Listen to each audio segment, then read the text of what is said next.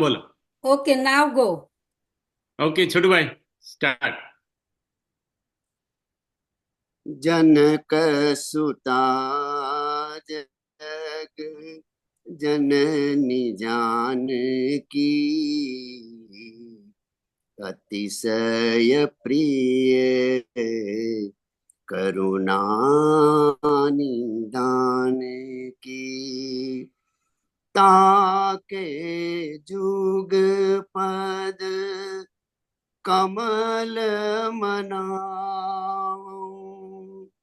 ताके जुग पद कमल मनाओ जासु कृपा नीर मलमति पाओ जनक सुता जग जननी जानकी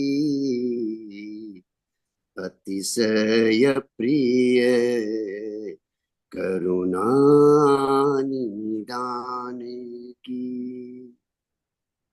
जय सिया राम।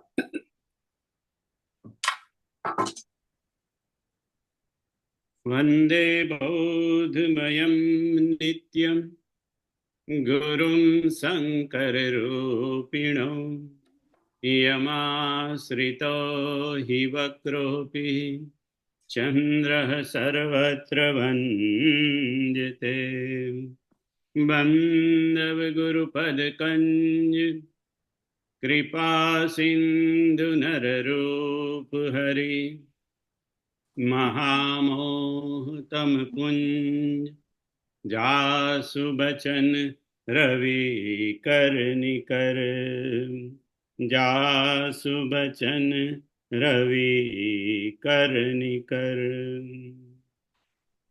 બધાને જય સિયારામ, પ્રણામ, રામ કબીર. આપણે ચર્ચા કરતા હતા કે બુદ્ધિ નિર્મલ થઈ એવું આપણને ખબર કેવી રીતે પડે? તો કે આપણી બધી જ ગતિ ઈશ્વર તરફ વળી જાય, આપણી બધી જ પ્રકારની ક્રિયાઓ ગતિ ઈશ્વર તરફ વળી જાય, આપણી મન બુદ્ધિ ચિત્ત બધું જ ઈશ્વર તરફ વળી જાય અને ઈશ્વરના રૂપ, ઈશ્વરની લીલા, ઈશ્વરનું ધામ અને ઈશ્વરના નામ એની અંદર જ જો રચી પચેલી રહે તો સમજવું કે આપણી બુદ્ધિ નિર્મલ થઈ. આમ જાનકીમાં પોતાના આચરણ દ્વારા જ આપણને આ રામચરિતમાનસમાં બધું સમજાવે છે. એટલે જાનકીએ પોતાના આચરણ દ્વારા આપણને આ બતાવ્યું કે તમે ઈશ્વરમાં જ તમારી બધી પૂરેપૂરી તમે ગતિ રાખો. કેવી રીતે? બાપુ કે છે અરણ્યકાંડ, જેહી વિધિ કપટ કુરંગ સંગ ધાઈ દરે શ્રી રામ સો છબી સીતા રાખી ઉર રટતી રહતી હરિનામ. જેહી વિધિ કપટ કુરંગ સંગ ધાઈ ચલે શ્રી રામ સો છબી સીતા રાખી ઉર રટતી રહતી હરિનામ. આ દોહો આપણને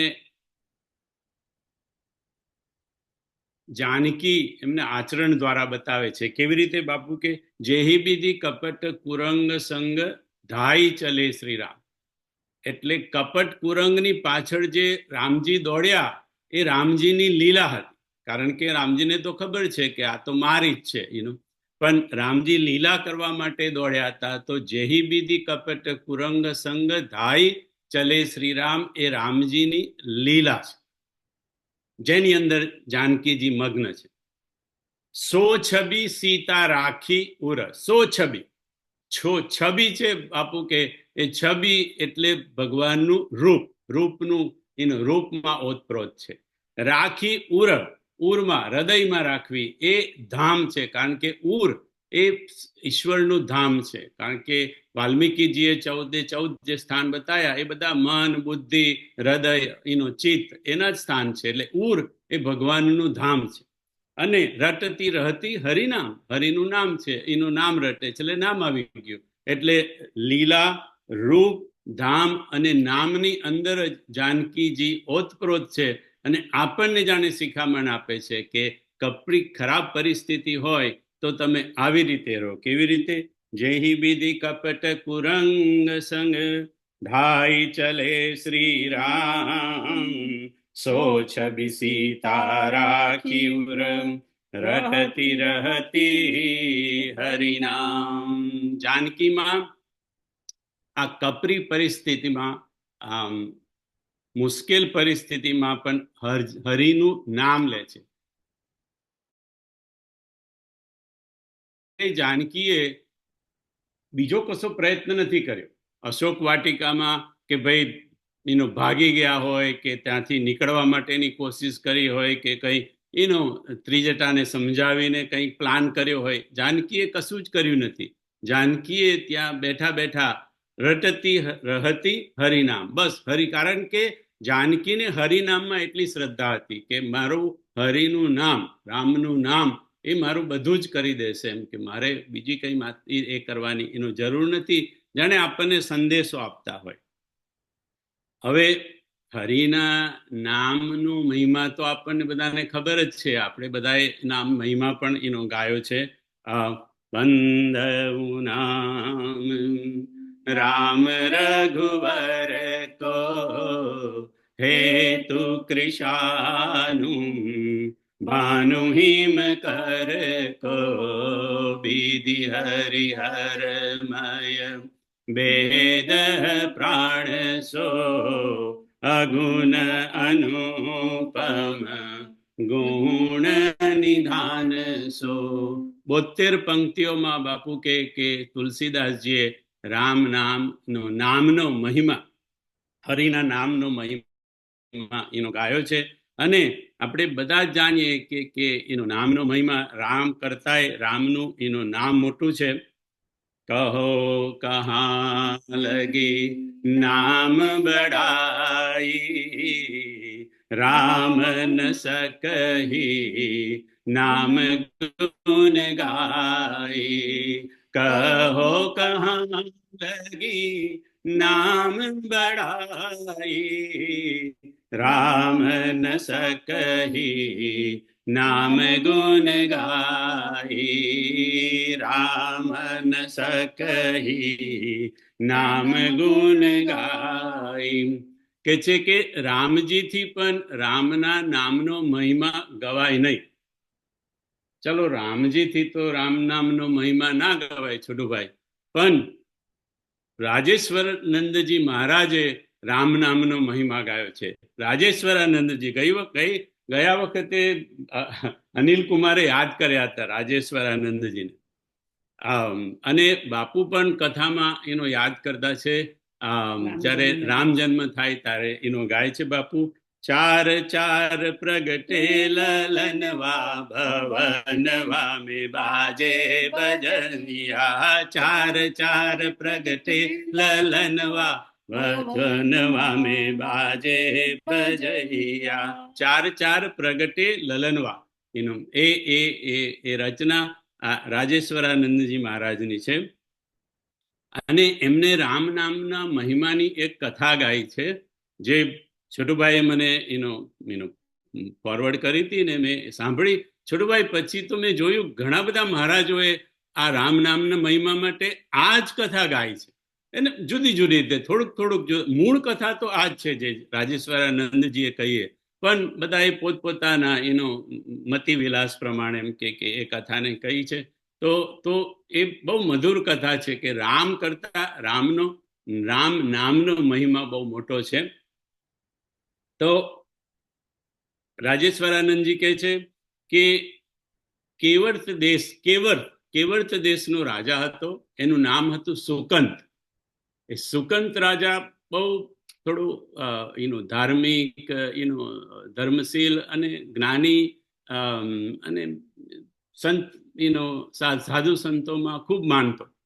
એટલે એક વખત એને ખબર પડી કે સુમેરુ પર્વત ઉપર સંતોની સભા થવાની છે ને તેમાં મોટા મોટા સંતો આવવાના છે. એટલે આમાંય ધાર્મિક તો હતો જ, એટલે એને થયું ચાલો ને હું પણ સુમેરુ પર્વત પર જાઉં, બધા સંતોના દર્શન થશે અને એમ કે એનો સંતોને પગે લાગે આવીશું અને સત્સંગ થોડો, સંતો ભેગા થાય એટલે સત્સંગ તો થાય, થોડો સત્સંગ પણ સાંભળી આવીશું. એવું કરીને આ કેવર્ત દેશનો રાજા સુકંદ એ એના દેશમાંથી નીકળી અને સુમેરુ પર્વત તરફ પર જતો હોય છે. રસ્તામાં એને નારદજી મળે છે. નારદજી કે છે, સુકંતજી ક્યાં ચાલ્યા? તો કે છે કે આ સુમેરુ પર્વત ઉપર બધા સંતોની સભા છે, તો મને થયું ચાલો સંતોના દર્શન કરી આવું ને થોડો સત્સંગ પણ થશે તો સત્સંગ સાંભળી આવું, એટલે ત્યાં જાઉં છું. તો કે નારદજી કે હા બરાબર છે, મેં પણ સાંભળ્યું છે બધા સંતો ત્યાં ભેગા થવાના છે તો તમે જરૂર જાઓ, ત્યાં સંતોને મળો અને સત્સંગ એનો સાંભળો, પણ એક કામ કરજો. તો કે શું મહારાજ? તો કે તમે બધા સંતોને પગે લાગજો પણ વિશ્વામિત્રને પગે ના લાગશે. અરે મહારાજ, એવું તો કેવી રીતે ચાલે? હું બધા સંતોને પગે લાગુ અને વિશ્વામિત્રને પગે ના લાગુ? વિશ્વામિત્રને તો રામજીએ પોતાના બીજા ગુરુ માન્યા છે. વશિષ્ઠજી પછી વિશ્વામિત્રને ગુરુ બનાય. નારદજી કે તું હું કહું એટલું કર ને. તો કે મહારાજ એ વાત બરાબર છે, પણ એ મારા મગજમાં ઉતરતું નથી, આ તમે વિશ્વામિત્રને પગે લાગવા નાખો છો. એટલે નારદજી કે ચાલ તને સમજાવો, તું રાજા છે કે નહીં? તો કે હા હું રાજા છું. તો કે વિશ્વામિત્ર રાજા કે નહીં? તો કે વિશ્વામિત્ર રાજા હતા, પણ હવે તો એ તો થઈ ગયા, પણ એમ કે હવે તો સાધુ થઈ ગયા, સંત થઈ ગયા, મુનિ થઈ ગયા. તો કે છે કે પણ રાજા તો ખરા ને, ગાંધીના પુત્ર છે, એટલે એમ કે રાજા તો ખરા ને? તો કે હા રાજા હતા ખરા. તો કે એક રાજા બીજા રાજાને ક્યારે પ્રણામ કરે?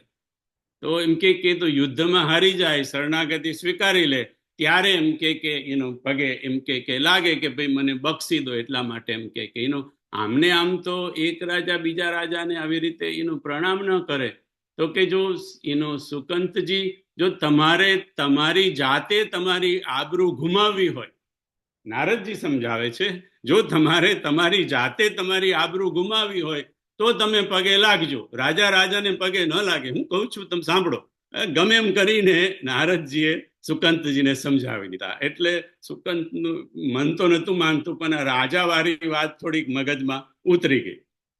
એટલે એ ત્યાં સુમેરુ પર્વત પર ગયા અને ત્યાં બધા સંતો ની સભામાં બધા બેઠા હતા. અને હવે થયું એવું કે વિશ્વામિત્ર તો આટલા મોટા સંત, મહામુનિ ઋષિ, એટલે બધાએ એમને વચમાં સ્થાન આપેલું, એટલે મુખ્ય સ્થાનમાં છોડુભાઈ વિશ્વામિત્ર બેઠેલા. એટલે આ બાજુ એક બાજુથી સુકંત બધાને પગે લાગતા લાગતા આયા અને હવે વચ્ચે જ પેલા બેઠેલા તેમને ઓવરટેક કરી અને બીજા બધાને પગે લાગવા. અને સુકંત ગભરાયેલા એટલા બધા કે આ વિશ્વામિત્રને હું પગે નહીં લાગુ આ કહી દે. એટલે વિશ્વામિત્ર સામે છોડવાય જોયું પણ નહીં, કારણ કે ઘણીવાર શું થાય કે આપણે પ્રણામ ના કરીએ પણ ખાલી જોઈએ એમની તરફ અને થોડું ડોકું દમાવી દઈએ તોય પ્રણામ કર્યા કહેવાય. એટલે પણ એ એટલા બધા ગભરાયેલા કે વિશ્વામિત્રની સામે જોયું પણ નહીં. અને વચ્ચે વિશ્વામિત્ર બેઠેલા, એટલે આજુબાજુ બધા સંતો બધા અવાક રહી ગયા, જોવા માંડ્યા બધા.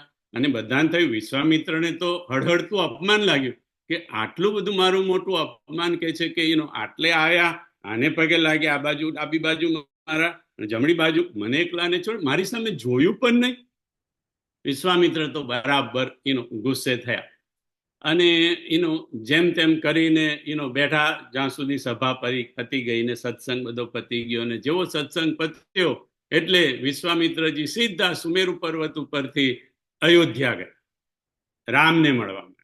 રામને કીધું કે રામજી, તમારી હયાતીમાં સંતોનું હળહળતું અપમાન, કે આખી, આ તો મારું એકલા નહીં, આખી સંત પરંપરાનું અપમાન કહેવાય રામજી. અને તે તમારી હાજરીમાં આને એમ કે ભગવાન કે છે કે રામજી કે છે શું થયું? એટલે વિશ્વામિત્રજીએ વાત કરી, એટલે એમની આ સુકંતની. તો કે રામજીએ કીધું કે જેને મારા ગુરુનું અપમાન કર્યું હોય એને હું જરૂર દંડ આપીશ. એટલે વિશ્વામિત્ર કે છે કે રામજી ખાલી દંડથી નહીં ચાલે, તમારે મૃત્યુ દંડ આપવાનો.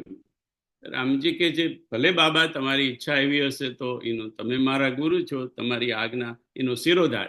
એટલે રામજી એ કીધું ચાલો સેના લશ્કર તૈયાર કરો, સેના તૈયાર કરો, લક્ષ્મણને કીધું. એટલે સેના લઈને રામજી આ બાજુથી નીકળ્યા. આ બાજુ સુકંતને ખબર પડી કે રામજી મને મારવા માટે સેના લઈને અયોધ્યાથી નીકળી ગયા છે. સુકંત તો ગભરાઈ ગયો, કેમ કે હવે હું શું કરીશ? તો કે ચાલો નારદ પાસે જવું. નારદજીએ મને આ સલાહ આપી હતી ને, એટલે નારદજીને ખોડું. હવે રાજેશ્વરાનંદજી કહે છે કે જે નારદજી સુકંતને જતા જતા રસ્તામાં અચાનક મળી ગયા હતા, એ હવે રારજી મળતા જ નથી. સુકંત ચારે બાજુ ખોડે છે, કોઈ નારદજી જોયા, કોઈ હાંફળા ફાંફડા થઈને ચારે બાજુ નારદજી મળતા નથી. છેલ્લે બહુ બધું પ્રયત્ન કરીને છેલ્લે નારદજી મળ્યા. કે સુકંતજી કેમ તમે હાંફળા ફાંફડા થઈ ગયા છો? તો કે આ મેં તમારી સલાહને પ્રમાણે વિશ્વામિત્રને પગે ના લાગ્યો, એમને તો રામજી આગળ જઈને ફરિયાદ કરી, હવે રામજી મને મારવા માટે નીકળી ગયા છે. નારદજી કે છે સુકંતજી એમાં તમે ડરો છો શું કરવા? એમ કે એનું મૃત્યુ તો નક્કી છે.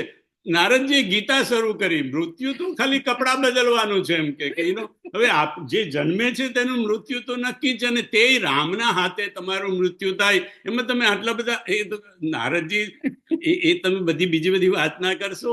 મૃત્યુ મારે આવું નથી જોઈતું. સંતનું અપમાન કરી અને રામજીના હાથે રામજીના ક્રોધથી એમ કે સંતનું, એમના ગુરુનું અપમાન કરીને રામજી મને મારવા માટે આવે છે. આવું મૃત્યુ અપકીર્તિ વાળું મારે નથી જોઈતું, એટલે કે મને કઈ ઉપાય બતાવો. એટલે નારદજી કહે છે સારું, હું તને એક ઉપાય બતાવું. તો કે શું? તો કે તું છે ને અંજની પર્વત ઉપર જા, તને ત્યાં અંજની માતા મળશે, અને અંજની માતાના શરણે તું જતો રહે, એટલે એમ કે તારી રક્ષા થશે. એટલે સુકંત ત્યાંથી નીકળી અને અંજની પર્વત ઉપર જાય છે. હનુમાનજીની માતા અંજનીને મળે છે અને અંજનીને બધી વાત કરે છે અને કહે છે કે માં, મને નારદજીએ મોકલ્યો છે, તમે મારી રક્ષા કરો. એટલે અંજની માતાએ કીધું કે કાંઈ વાંધો નહીં, તમે અહીંયા બેસો, હું જરૂર તમારા પ્રાણની રક્ષા કરીશ. એટલી વારમાં હનુમાનજી આવ્યા. એટલે અંજની માતાએ કીધું કે એમ કે બેટા, આ સુકંત રાજા આવ્યા છે અને એમના પ્રાણ સંકટમાં છે, અને એમના પ્રાણની રક્ષા કરવાનું મેં વચન આપ્યું છે. એટલે હનુમાનજીએ કીધું માં, તમે વચન આપ્યું હોય તો એમ કે મને રામજીના સોગંદ છે કે હું એમના પ્રાણની રક્ષા કરીશ. મને રામજીના સોગંદ છે કે હું સુકંતના પ્રાણની રક્ષા કરીશ. પછી હનુમાનજી બહાર આવ્યા, સુકંતને પૂછ્યું કે તમારા પ્રાણનું સંકટ કોના દ્વારા તમને છે? કોના દ્વારા છે? એટલે સુકંતે કીધું રામજી દ્વારા. અરે, હનુમાનજી કે છે પહેલેથી કેવું તું ને કે તમે પૂછ્યું નહીં, તમે તો માતાને પૂછ્યું, માતાએ તમને કીધું, તમે પૂછ્યું નહીં ને મેં કીધું નહીં. એમ કે હવે હનુમાનજી કે માતાએ તમને રક્ષાનું વચન આપી દીધું, મેં રામજીના સોગંદ ખાધા, ચાલો કઈ વાંધો નહીં, તમે મારી જોડે જંગલમાં ચાલો. એટલે એમને લઈને ગાઢ જંગલમાં જતા રહ્યા, સુકંતને લઈને. અને એક જગ્યાએ બેસી અને સુકંતને કહે છે કે હવે તમે અહીંયા બેસી જાઓ અને બરાબર મારી નજીકમાં બેસજો, મને લગભગ અડીને બેસજો અને રામનું નામ લો. એટલે હનુમાનજી તો થોડીક જ વારમાં રામ નામમાં ડૂબી ગયા. એમની તો આંખો બંધ, આંખમાંથી અશ્રુ આવે અને રામ નામ, રામ રામ રામ, એમ તો આખો વખત એમને તો રામ નામ જ કરવાનું, એ રામ નામમાં ડૂબી ગયા. હવે સુકંતની દશા એવી કે રામ નામ તો બોલે પણ થોડી વાર આંખો ખોલીને જોઈ લે કે રામજી આવી ગયા, રામજી પહોંચી ગયા. એટલે થોડી વારે એ કરીને જોવા મળે. એટલે નામ થતાય નામ તો લીધું, ભાય કુભાય અનખ આલસ હું, નામ જપત મંગલ દિશિદસ હું, નામ જપત મંગલ દિશિદસ હું. એટલે સુકંત આવી રીતે ડરતા થોડીક વાર આંખો બંધ કરીને થોડી વાર આંખો ખોલીને રામ નામ લીધું. હનુમાનજી તો રામ નામમાં ડૂબી ગયા. એટલી વારમાં રામ સેના લઈ, રામ લક્ષ્મણ સેના લઈને ત્યાં આગળ આવી ગયા અને આમ રામે ત્યાં આગળ જોયું, ત્યાં આગળ બેઠા છે, એટલે રામે સુકંતને મારવા માટે બાણ છોડ્યું. હવે રામનું બાણ તો અમોઘ બાણ, પણ થાય એવું કે બાણ ત્યાં સુધી જાય અને પછી નીચે ઢળી પડે. એ લોકોની નજીક સુધી જાય ને પછી ઢળી પડે, ત્યાં સુધી જાય ને ઢળી પડે. ભગવાને બહુ બાણ છોડ્યા, ભગવાન થાકી ગયા, શ્રમ થઈ ગયો ભગવાનને, અને પણ એ બાણ એમની નજીક જાય ને ત્યાં નીચે પડી જાય. હવે લક્ષ્મણજી આ જોયા કરે, એટલે આજે બાણ તું રામ નામનું કવચ થઈ. કારણ કે હનુમાનજી તો રામનું નામ લેતા હતા, સુકંત પણ એમની રીતે લેતા હતા, એટલે રામના નામનું કવચ થઈ ગયું. એ કવચને રામનું બાણ પણ ભેદી ન શક્યું. હવે રામજીને આટલો બધો પરિશ્રમ થયો, એ લક્ષ્મણજીથી જોવાયું કે મારા રામને આટલો બધો પરિશ્રમ કરવો પડે, તે આવા એક સામાન્ય રાજાને મારવા માટે, સુકંત જેવા રાજાને મારવા માટે મારા રામને આટલો બધો પરિશ્રમ લેવો પડે, એમ કે અને એમનું બાણ પણ સફળ થતું નથી. એટલે લક્ષ્મણજીને ગુસ્સો આવ્યો, અને લક્ષ્મણજીને થયું કે આ સુકંતને લીધે નથી થતું, આ બધું થાય છે હનુમાનજીને લીધે. હનુમાનજીને કોઈ પણ કળાક છે હનુમાનજીની આમાં, અને આ હનુમાનજીના કારણે મારા રામથી સુકંતનો વધ નથી થઈ શકતો, એમને વિશ્વામિત્રને વચન આપ્યું છે છતાંય. એટલે લક્ષ્મણજીને ગુસ્સો આવ્યો, અને લક્ષ્મણજીએ બ્રહ્માસ્ત્ર છોડ્યું હનુમાનજી પર, કારણ કે હનુમાનજીને લીધે મારા રામ એને નથી મારી શકતા. એટલે હવે બ્રહ્માસ્ત્રનો તો મહિમા રાખવા માટે જોન બ્રહ્મસર માનવું મહિમા મીટાઈ અપાર. હનુમાનજીએ તો સુંદરકાંડમાં કીધું તું ને અત્યારે કીધું, ભાઈ બ્રહ્માસ્ત્રનો મહિમા તો મારે રાખવો પડે. એટલે બાણ થોડુંક વાગ્યું. હનુમાનજી તો સુંદરકાંડમાં મર્યા નતા અને અહીંયા નથી મર્યા, પણ બાણ વાગ્યું ખરું, એટલે લોહી નીકળ્યું અને હનુમાનજી મૂર્છિત થઈને પડી ગયા. હવે હનુમાનજી મૂર્છિત થઈને પડી ગયા. રામને થયું અમે તો આયા હતા મારવા માટે સુકંતને, કઈ હનુમાનજીને નહીં. એટલે રામજી દોડ્યા અને હનુમાનજીને પોતાના ખોળામાં લઈ લીધા, અને લક્ષ્મણને જ કીધું કે આજુબાજુથી કોઈ એ ઔષધિ લાવી અને આ મલમપટ્ટી કર ભાઈ, એમ કે જલ્દી કર, હનુમાનજીને વાગ્યું છે એવું કરીને. અને હનુમાનજીને પોતાના ખોળામાં લઈ અને ભગવાન રામ એમના હનુમાનજીના માથા પર હાથ ફેરવવા માંડ્યા, આંખો બંધ કરીને, કે હનુમાનજીને જલ્દી સારું થઈ જાય, મારા સેવકને જલ્દી સારું થઈ જાય. હવે સુકંદ તો હનુમાનજીને ચીપકીને જ બેઠો હતો, એટલે જ્યારે ભગવાને આંખો બંધ કરીને હનુમાનજીના માથા પર હાથ ફેરવવા માંડ્યા, ત્યારે ધીમે રહીને હનુમાનજી ત્યાંથી ઉઠી ગયા ખોળામાં અને સુકંતનું માથું મૂકી દીધું. એટલે ભગવાને પછી સુકંતના માથા પર હાથ ફેરવવા માંડ્યા, પણ ભગવાનને લાગ્યું કે આ થોડુંક જુદું છે એમ કે, એટલે ભગવાને આંખો ખોલી. એટલે જેવી આંખો ખોલી એટલે હનુમાનજી સામે હાથ જોડીને ઉભા રહ્યા કે ભગવાન જો, આ તમે સુકંતને મારવા માટે આવ્યા હતા, પણ સુકંત તો તમારા ખોળામાં છે, તમારા શરણે છે, અને શરણે આવેલાને, અને તેમાંય તમારો વરદ હસ્ત એના માથા ઉપર છે.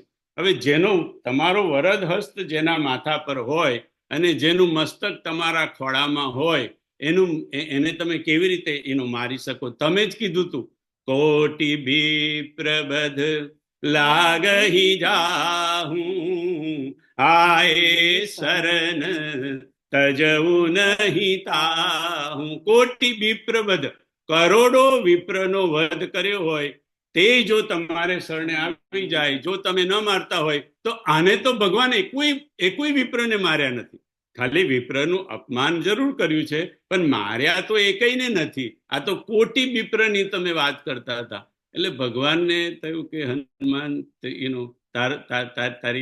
તારો આર્ગ્યુમેન્ટ તો બરાબર છે એમ કે, પણ હવે આ મારા વિશ્વામિત્રને મેં વચન આપ્યું છે એવું મનમાં ભગવાન વિચાર કરતા હતા.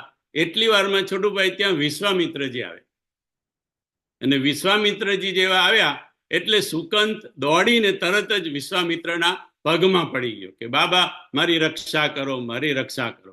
એટલે વિશ્વામિત્રને અને આ તો ભગવાન રામજી હવે તો હાજર છે. આ બધું કેટાલિસ્ટ જેવું થાય. રામજી જયારે હાજર હોય ને ત્યારે આપણે નથી બહુ હારા થઈ જતા કથામાં જઈએ અને બાપુ આજો હોય તો આપણે કેટલા હારા થઈએ. એટલે વિશ્વામિત્રના આમે તો એનું અપમાન કર્યું તો હવે પગમાં પડી ગયો અને રામજીની ત્યાં હાજરી છે એટલે વિશ્વામિત્ર કહે છે કે રામજી એમ કે આને મેં માફ કરી દીધો છે, તમે પણ એમ કે માફ કરી દો. ભગવાનને તો કરવો તો માફ, એટલે ભગવાન કે ચાલો એમ કે મેં તને માફ કર્યો. એટલી વારમાં ત્યાં નારદજી આવ્યા. ભગવાને નારદજી સામે જોયું કે નારદજી આ બધું શું છે, આ બધું નારદજી આ બધું શું છે, આ બધું તમે આ શું કરવા કર્યું. તો નારદજી કહે છે કે ભગવાન તમને પંપા સરોવર યાદ છે? તો કે હા, મને પંપા સરોવર યાદ છે. તો કે તમે પંપા સરોવરમાં મને શું કીધું તું? એમ કે તો શું કીધું તું? તો કીધું કે બધા નામ કરતા રામનું રામ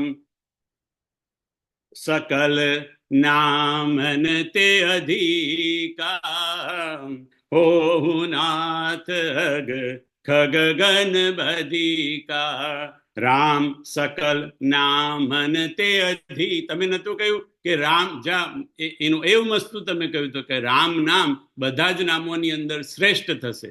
ભગવાન કે પણ બરાબર છે, રામ નામ બધા નામોમાં શ્રેષ્ઠ હોય, પણ અહીંયા બીજા કયા નામની ચર્ચા છે? ક્યાં બીજા નામની જોડે અત્યારે આપણે એ કરીએ છીએ? એમ કે તો કે છે કે એ નહીં, પણ તમે આગલી અડધાલી જુઓ. આગલી અડધાલી શું હતી? હો હું નાથ અગ ખગ ગન બધિકા. પાપોનો સમૂહ આવે, પાપ રૂપી પક્ષીઓનું ટોળું આવે, તેને પણ રામનું નામ જો નાશ કરતું હોય તો આમને તો ભગવાન એક જ પાપ કર્યું છે, પાપનો ઢગલો નથી કર્યો એનો. તો પછી રામનું નામ મારે જોવું હતું. તુલસીદાસજીએ શું કર્યું ભગવાન? કે તુલસીદાસજી એવું કીધું, નિર્ગુણ તે એહી ભાંતિ બડ નામ પ્રભાવ અપાર કહેવું નામ બડ રામ તે નિજ વિચાર અનુસાર. તુલસીએ શું કર્યું કે તુલસીએ તો કહી દીધું ભગવાન કે મારા વિચાર પ્રમાણે હું કહું છું કે રામ કરતા રામનું નામ મોટું છે. મારા વિચાર પ્રમાણે, ખાલી તુલસીએ વિચાર પ્રમાણે. શિવજીએ શું કીધું? બ્રહ્મ રામ તે નામ બડ વરદાયક વરદાની રામચરિત સતકોટિ મહમ લિય મહેશ જીય જાની. એટલે શિવજીએ જીવમાં જાણી લીધું, હૃદયમાં જાણી લીધું કે રામ કરતા રામનું નામ મોટું છે. તુલસીદાસજીએ વિચાર કરીને જાણી લીધું કે રામ કરતા રામનું નામ મોટું છે.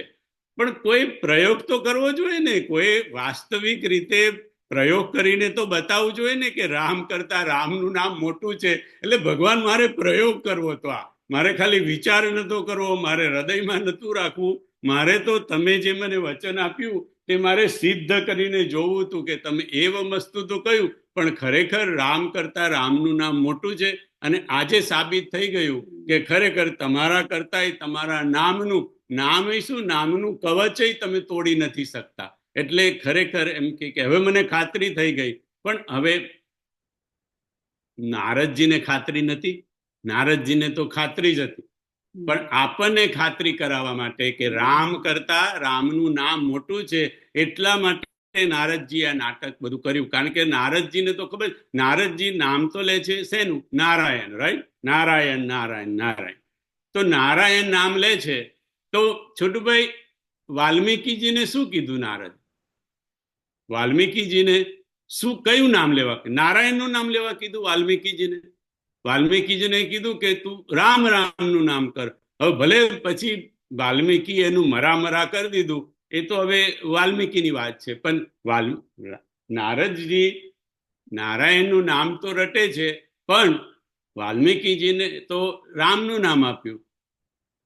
ગણેશજીને જ્યારે સ્પર્ધામાં પહેલું આવવાનું હતું ત્યારે એમને નારાયણનું નામ લખવા કીધું કે હવે સંતો એવું કે છે કે અહીંયા અમારે નામનો કઈ મતભેદ મોટો કરવો નથી કે આ ને આ નામ કરતા આ નામ મોટું. નામ તો બધા જ સરખા છે, કારણ કે નારદજીને તો ખબર છે કે નારાયણ કહું તો પણ એ જ છે, અને રામ કહું તો પણ એ છે, કૃષ્ણ કહું તો પણ એ છે, અને શિવ કહું તો પણ એ જ છે. પણ આપણને હરિના નામનો મહિમા બતાવવા માટે, પ્રગટ રીતે એ બતાવવા માટે આ આખી કથા રાજેશ્વરાનંદજી મહારાજે એનું કહી આપણને. અને સીતા માતાએ હરિના નામનું મહિમા આપણને પોતાના આચરણ દ્વારા બતાવ્યો. એ જેહી બીધી કપટ કુરંગ સંગ ધાઈ ધરે શ્રી રામ, સો છબી સીતા રાખી ઉર રટતી રહતી હરિનામ. બીજું સુંદરકાંડમાં જઈએ, સીતા માતાનું આચરણ.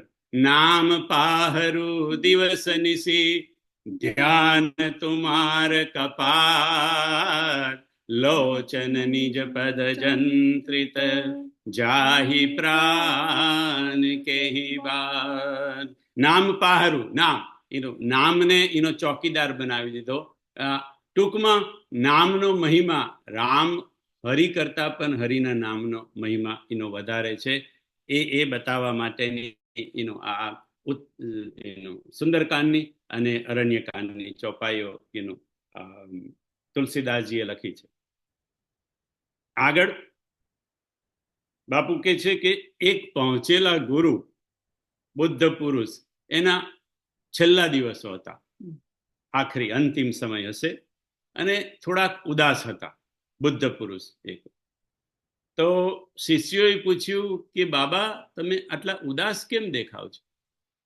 એટલે કીધું કે બેટા જવાનો સમય થયો છે, એટલે થોડાક વિચારો આવે છે મનમાં. તો કે બાબા શું વિચાર આવે છે?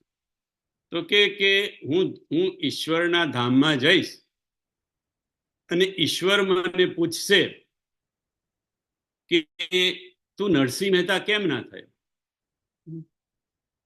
તો શિષ્યો કે બાબા શું જવાબ આપશો તમે? તો કે હું તો ઈશ્વરને કહીશ કે તે મને નરસિંહ મહેતા બનાવીને નતો મોકલ્યો પૃથ્વી પર, એટલે હું નરસિંહ મહેતા ના થયો. પણ એમ કે પછી પૂછશે કે તું તુલસીદાસજી કેમ ના થયો, તું રામકૃષ્ણ પરમહંસ કેમ ના થયો?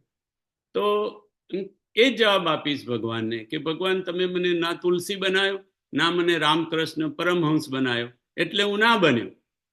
તો શિષ્યો કહે છે તો બાબા પણ તેમાં તમને તકલીફ શું છે? ઉદાસીનતા શેની છે? તો કે છે કે બેટા મને તકલીફ એક જ છે કે ભગવાન મને પૂછશે કે ચાલો મેં તને નરસિંહ ન બનાવ્યો, તુલસી ના બનાવ્યો, રામકૃષ્ણ પરમહંસ ના બનાવ્યો, એટલે તું ના બન્યો. પણ ભગવાન મને જો પૂછશે તું કેમ ના થયો, ભગવાન મને પૂછશે તું કેમ ના થયો, તો હું બેટા શું જવાબ આપીશ ભગવાન? કે તું કેમ ના થયો? તો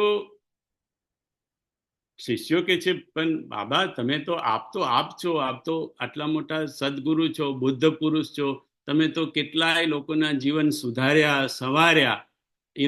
તો તમારે કહી દેવાનું કે ભાઈ મારાથી જે કંઈ થતું હતું તે બધું એમ કે મેં કર્યું. એટલે આ બુદ્ધ પુરુષે તો જાણે શિષ્યોએ કીધું તે કંઈ સાંભળ્યું ના હોય એમ જ ફરી પાછા એકનું એક જ બોલતા રહ્યા કે ભગવાન મને પૂછશે કે તું કેમ ના થયો, તો હું શું ભગવાનને જવાબ આપીશ? હવે શિષ્યો સમજી ના શક્યા કે આ બાબા શું કહેવા માંગે છે. એટલે બાપુ કહે છે કે આમે શિષ્યો ક્યારેય ગુરુને સમજી ના શકે. આમે શિષ્યો નહીં, ક્યારેય કોઈ શિષ્યો ગુરુને સમજી શકતા નથી. મૌન તો સમજાય નહીં, ચાલો એ તો સમજો, પણ બોલે છે તે પણ સમજી શકતા નથી, કારણ કે ગુરુને સમજવા બહુ જ ડિફિકલ્ટ છે. જે ખરેખર બુદ્ધ પુરુષ, જે ખરેખર સદગુરુ છે, એને સમજવા બહુ ડિફિકલ્ટ છે, બહુ અઘરું છે. કેમ? તો કે આપણા જેવા લોકો માટે તો ઈશ્વરને સમજવો પણ ડિફિકલ્ટ છે, બરાબર? આપણે તો ઈશ્વર નહીં સમજી શકતા નથી. માયા ઈસન આપ કહ જાન કહી સો જીવ બંધ મોક્ષ પ્રદ સર્વ પર માયા પ્રેરક શિવ. લક્ષ્મણ ગીતામાં એનું રામ ગીતામાં ભગવાને લક્ષ્મણને કીધું કે ભાઈ જીવ તો માયા શું છે નથી જાણતો, ઈશ્વર શું છે જાણતો, અને પોતે શું છે તે પણ નથી જાણતો. એટલે ઈશ્વરને આપણે ન જાણી શકતા હોય તો ભગવાને જાતે કીધું કે મોતે સંત અધિક કરી લેખા. તો ઈશ્વર કરતા જે આગળ હોય ગુરુ ગોવિંદ દોનો ખડે કિસકો લાગુ પાય. તો જો ઈશ્વર ન સમજાતો હોય, મન બુદ્ધિ ને ઇન્દ્રિયોથી ઈશ્વર પર હોય, તો પછી ગુરુ તો ઈશ્વરથી પર છે, તો ઈશ્વર ન સમજાય તો ગુરુ કેવી રીતે સમજાય? એટલે થોડો ઘણો સમજાય પણ પૂરેપૂરો ગુરુ સમજાય નહીં. એટલે શિષ્યોને ગુરુ સમજાય નહીં. અને બાપુ કહે છે કે આ કહાની તો ત્યાં પતી ગઈ, આ વાર્તા કથા તો ત્યાં આગળ પતી ગઈ કે બુદ્ધ પુરુષે કીધું કે ભગવાને બુદ્ધ પુરુષને પૂછ્યું તું કેમ ના થયો? પણ બાપુ કહે છે કે ઈશ્વર આપણને પૂછશે છોડુભાઈ કે તું કેમ ના થયો, તો આપણે શું જવાબ આપશું? આપણે ધારો કે કહીએ કે ભાઈ ભગવાન ઉમાકાંત તો થયો, ઉમાકાંત થઈને મારાથી જેટલું થતું હતું, છોટુભાઈ થઈને મારાથી જેટલું, નરેશભાઈ થઈને મારાથી જેટલું થતું હતું તેટલું મેં એમ કે કર્યું. પણ ભગવાન એમ કે તરત જ પૂછશે કે નહીં, હું પૂછું છું તું કેમ ના થયો? એટલે ત્યાં આપણે ગૂંચવાઈ જઈશું કે ભાઈ હું ઉમાકાંત હતો કે છોટુભાઈ હતો કે નરેશભાઈ હતો. ભગવાન એ કહેવા માંગે છે કે તું એ નથી. એને ભગવાન તો આપણને વિડીયો બતાવશે. આપણે એવું નહીં માની લેવું કે વિડીયો ખાલી આપણી પાસે જ છે. ભગવાને વિડીયો આપણને બતાવી શકે, જો તું 100 વર્ષ પહેલા કેવો હતો, 200 વર્ષ પહેલા કેવો હતો, 300 વર્ષ પહેલા હતો, તારે ખબર પડે. ઓલા આપણે તો ઉમાકાંત નતા તે વખતે, તો છોટુભાઈ નતા ત્યારે તો કઈ બીજા હતા. પણ ભગવાન કહે છે કે તું કેમ ના થયો? ત્યારે ખબર પડશે કે હું કોણ. તો ખબર પડે કે ભાઈ તું કોણ? તો કે તું મારો અંશ. મમે વાંસો જીવલોકે જીવભૂત સનાતન ઈશ્વર અંશ જીવ અવિનાશી ચેતન અમલ સહજ સુખ રાશી સો માયા બસ ભયવું ગોસાઈ બંધ્યો કીરમર કટકી નાઈ. તો ઈશ્વર જયારે આપણને પૂછે તું કેમ ના થયો, એટલે ઈશ્વરનો મતલબ, ઈશ્વરનો ઈરાદો એવો છે કે હું પરમાત્મા છું, તો તું મારાથી છૂટો પડેલો આત્મા છે, બરાબર? અને આત્માના ગુણ એટલા જ હોય જેટલા પરમાત્માના ગુણ હોય. બાપુએ કીધું કે સોનાનો હિમાલય હોય અને એમાંથી એક કણ તમે લઈ લો અને એનું પૃથ્થકરણ તમે કરો, તો હિમાલયના સોનાના પર્વતની અંદર જે ગુણો છે એ જ ગુણો એક કણની અંદર હોય.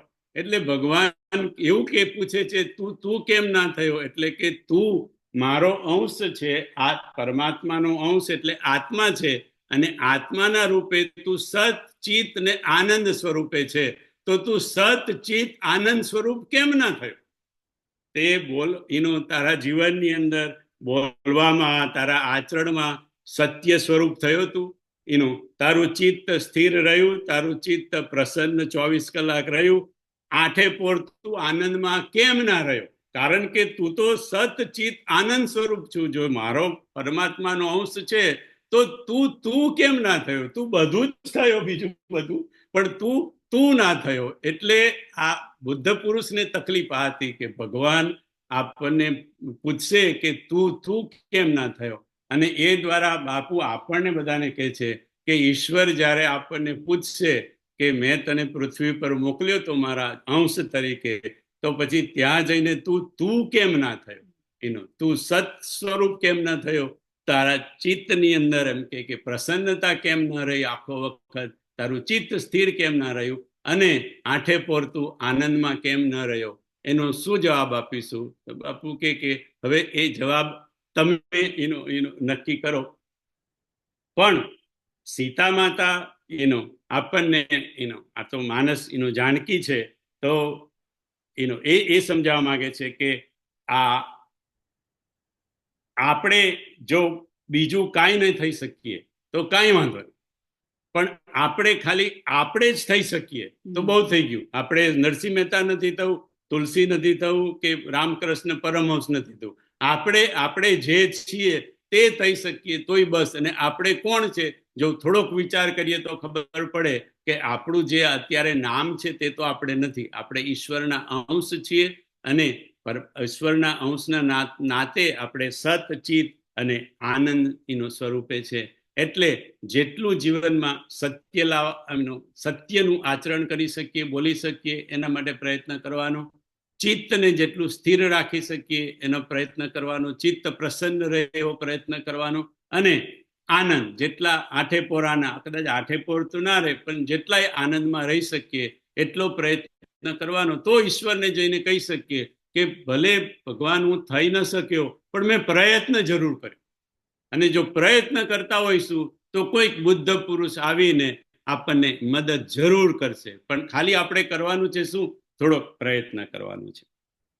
જનક સુતા જગ જનની જાનકી, અતિશય પ્રિય કરું નાની દાનકી, તાકે જુગ પદ કમલ મનાવં, જાસુ કૃપા નિર્મલમતિ પાવં, જાસુ કૃપા નિર્મલમતિ પાવં.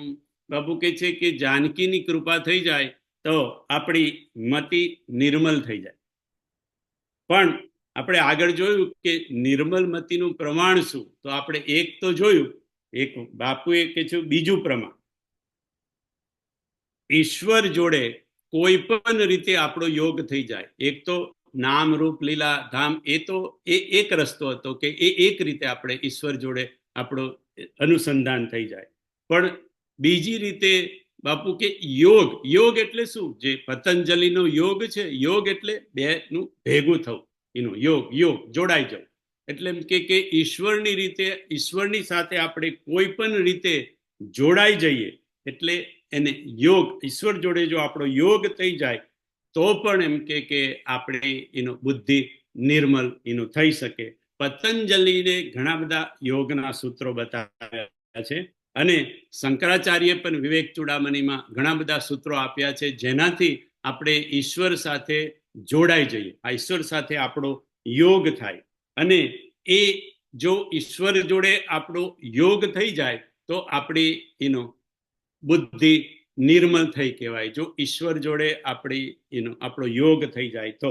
અને આ જ વસ્તુ ચોડભાઈ હમણાં જે બાપુ કહી રહ્યા છે, આ માનસ મંત્રાષ્ટક, એમાં પણ બાપુએ આ વાત કરી, જુદા સંદર્ભમાં વાત કરી.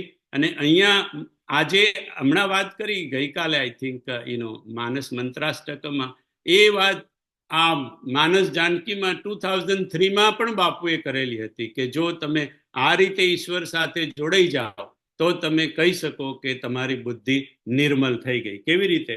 તો કે બુદ્ધિ નિર્મલ થઈ એના 5 પ્રમાણ, 5 વસ્તુ થાય તો આપણામાં, તો આપણી બુદ્ધિ નિર્મલ થઈ કહેવાય. શું? તો કે એક આપણામાં વાક નિરોધ આવે. વાક નિરોધ, વાણીનો નિરોધ.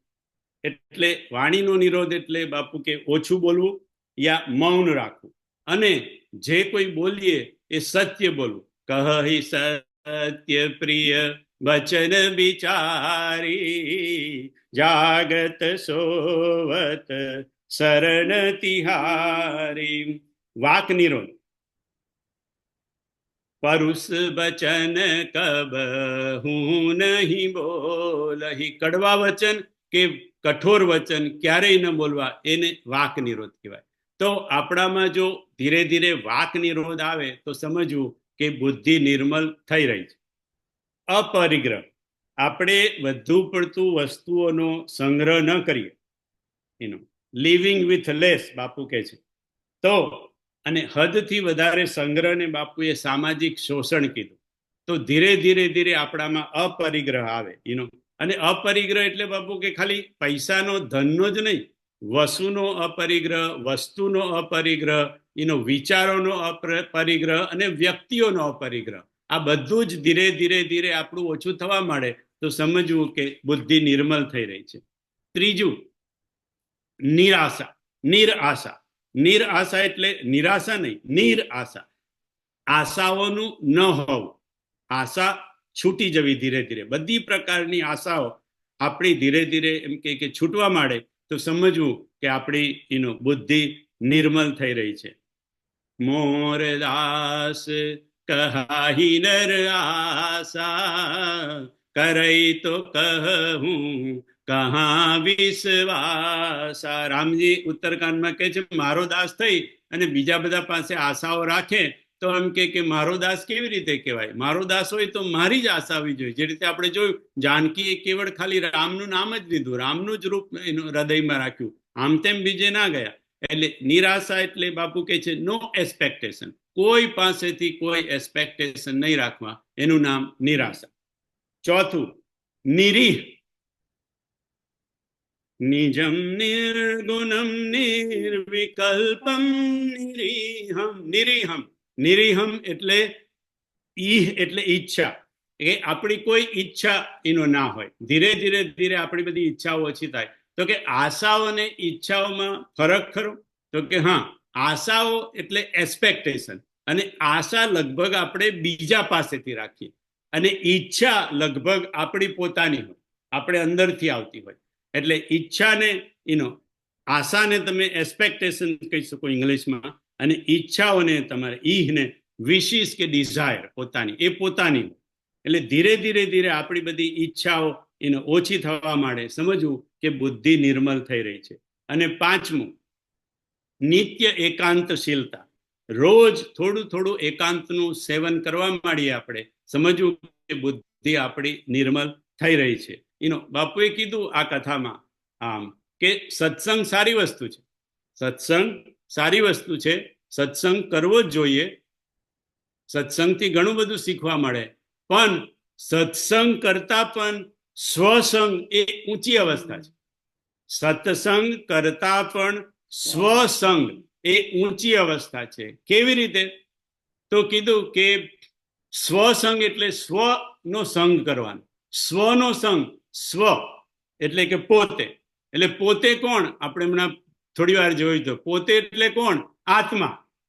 હવે વિચાર કરો, સત્સંગ તો એક અવસ્થા છે, પણ આત્મા એટલે પરમાત્મા. પરમાત્માનો સંગ કરવો, એના જેવી તો બીજી અવસ્થા કેવી રીતે હોય? એટલે કીધું કે સત્સંગ તો સારી વસ્તુ છે, પણ સત્સંગ કરતા પણ સ્વસંગ કરવો એ એનાથી ઊંચી છે. જો આપણે ખરેખર સ્વ એટલે સ્વનો સંગ કરવો એટલે આપણે એકલા બેસીને ઉમાકાંતનો સંગ નહીં કરવાનો. આપણે સ્વ, આપણે કોણ છીએ, હું કોણ, હું કોણો, હું શા માટે, એ જો સ્વાધ્યાય થાય આપણો ત્યાં બેસીને, તો આપણો સ્વસંગ થયો કહેવાય.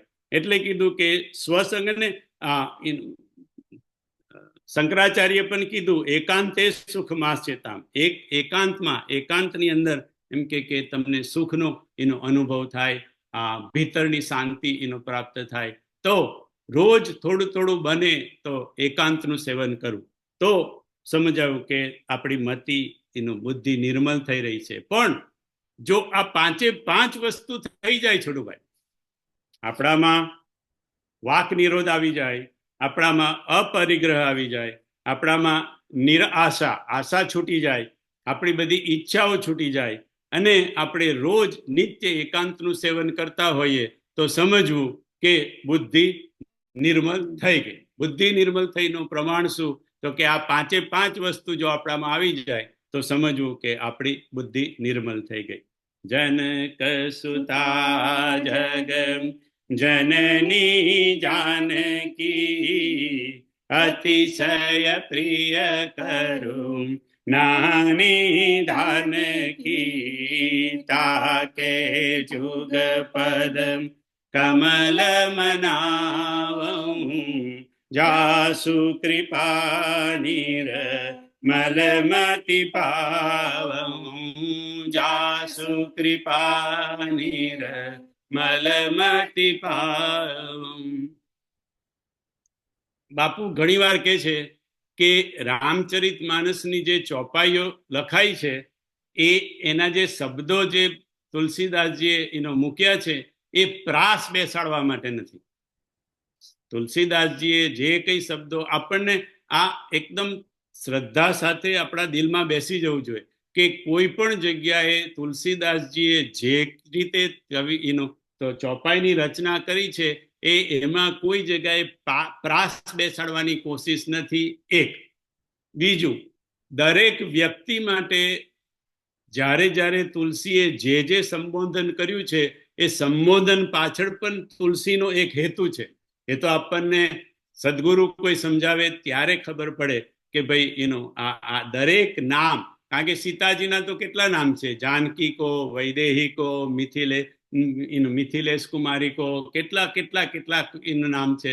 પણ ક્યારે કયું નામ મૂકવું એ તુલસી નક્કી કરે. અને એની પાછળ પણ એમ કે કોઈ પ્રાસ માટેનો પ્રયત્ન નથી, એની પાછળ ગૂઢ રહસ્ય છે જે આપણને આપણા સદગુરુ સમજાવે. એવી જ રીતે અહીંયા પણ જે બાપુ કે આ ચોપાઈઓ લખાઈ છે, જનક સુતા જગ જનની જાનકી અતિશય પ્રિય કરુણાની દાનકી તાકે જુગ પદ કમલ મનાવં જાસુ કૃપા નિર્મલમતિ પાવં જાસુ કૃપા નિર્મલમતિ પાવં.